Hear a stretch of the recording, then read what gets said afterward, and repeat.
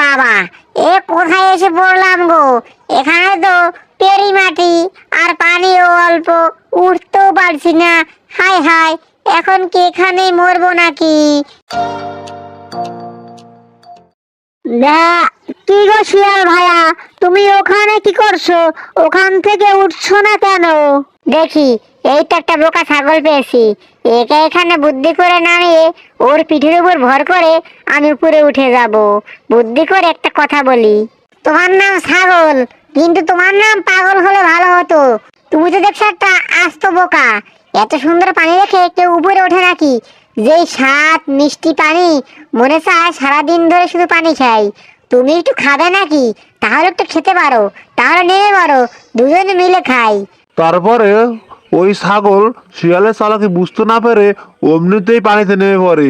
তারপর ছাগল ওখানেই পানিতে আটকে যায়, আর উঠতে পারে না। আর তার কাঁধে ভর করে শিয়াল উপরে উঠে যায়। তোমাকে বলেছিলাম না তুমি একটা বোকা?